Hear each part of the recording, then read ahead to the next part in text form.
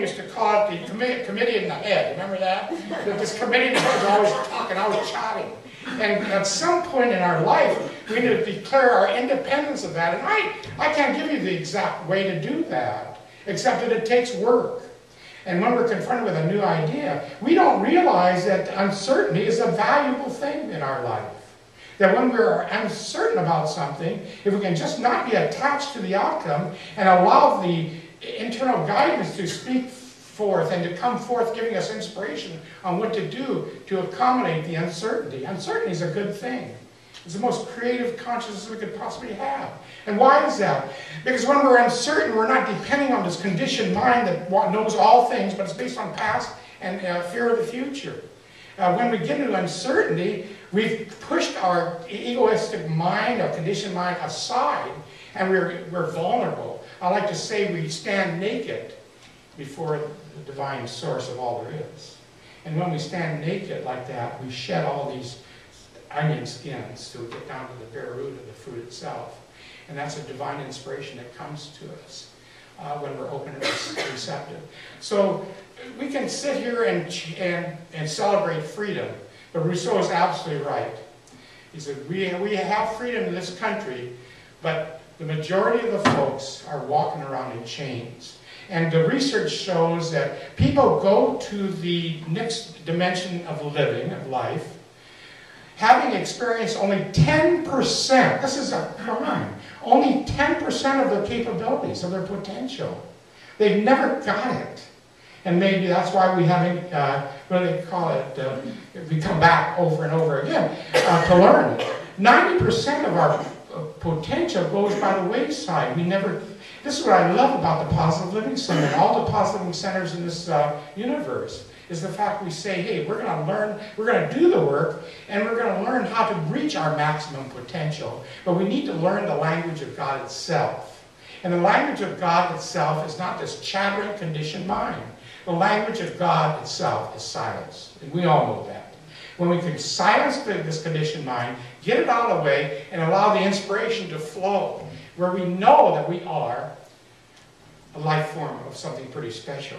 When we decide to be attached to something, I thought about that this morning. When we decide to be attached to what's going on, and believe me, I struggle with this, as you all do too, when these events and circumstances come up that challenge us.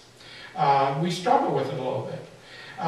But when we decide to be attached to any situation, we sell ourselves down the tubes. I didn't say toilet, down the tubes.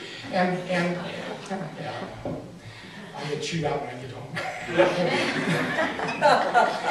We sell ourselves down the tubes because the minute I attach myself to what's going on and I'm vulnerable to what's going on, what am I doing?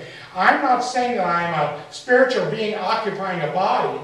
I'm saying I'm a limited being occupying the body. We really go down to that lower vibratory level. And then when we operate at that lower level, and that's that 10% of our capabilities of 10%. It's kind of interesting when we are confronted and we literally explode at what's going on. I've been there, done that. You know, why is this happening now? And, you know, why? You know, there's a story about that, and we don't always do the right thing. This lady had 6 children, and she's coming home one day, and her kids are kind of in the living room, but they're in a circle on the floor, and she's wondering, you know, I've never seen them so attentive to anything. She walks into the living room, and in horror, she sees baby skunks in the middle of the circle.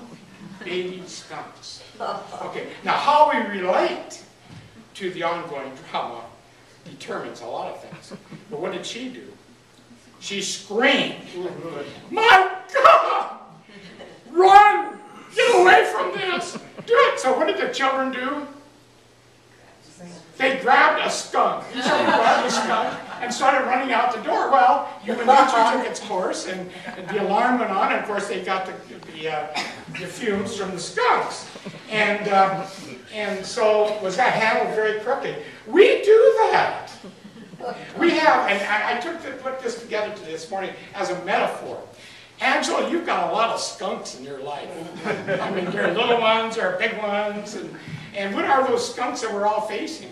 I think if we can leave here today just thinking about the word skunk, we'll be in great shape. And if you think about it, don't scream when they occur. But what are those skunks? It's relationship stuff.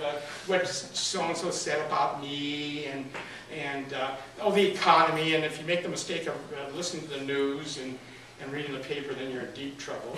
Because there are a lot of skunks in that newspaper, I can tell you that. And so by just attaching to all that stuff gets us to that low level of vibration. You know, we're connected to the CEO of the universe. And that connection, the Om and the God that we repeat, that's the connection, but it comes in silence too, and it comes from our own emotions. If we let our emotions run away with us and allow ourselves to be controlled by an event, we've disconnected. We're never disconnected from Source, but we're disconnected in consciousness from Source. I like to call Source the intention. It's this creative life form of Source itself. That's the intention. So when we allow that, the skunks in our life to take control over us, we operate at a very low level of consciousness. I like the idea of the African impala. Have any of you know about the African impala? It's kind of interesting. Here's a little beautiful animal. It can literally jump 10 feet in the air. Think about it. It can actually jump over this room and land 30 feet away. It can jump over. It's that awesome. It's an awesome being. However, it is confined and imprisoned in the zoo in an enclosure that has a 3-foot solid wall. It is imprisoned by a 3-foot solid wall. And you might say, well, how is that possible? A wall that they could actually jump over? You know why they're imprisoned there? Have anybody have an idea? The African impala will not jump unless it can see where it's going to land. That's part of its innate qualities. So as a result, it is imprisoned by a 3-foot solid wall. Put that in the same place as where we are. When we can't see the value that we are, the unique qualities that we are as a spiritual being connected to the CEO of the universe. We've got all the power, all the ability to bring forth whatever our desires are. But we can't see that. So we're imprisoned. We've built a wall around us with this one item that's happening before us right here now. The situation's got me. And I don't know what I'm going to do about it. What am I going to do about it? If I were in the place of that mom with the baby skunks, how would we react? Well, we would not probably say, oh my gracious, what beautiful little babies. We're so lucky to have them in our lives, to cuddle them and to have them in our lives. No. We may scream and do the same things. So Viktor Frankl, I love this guy. He kind of identified this whole idea of inner freedom. As you know, he was confined in Nazi camps, and we know all the stories. But one day he was in this little small cubicle, and that's how they pin you up, in a little small cubicle where you can hardly stand up, you can't lay down, you're just there. And it came to him that they can do anything they want with my body. They can do anything they want with my environment. They can control me, put this in you. But one thing they can't do to me, they can't take away my identity. And he came up with our solution on this mug, which is really cool. How do I respond? How will I respond to life itself? He came out with the answer. He said that I can be in this situation, but in a consciousness where I can be an unattached observer. Isn't that interesting?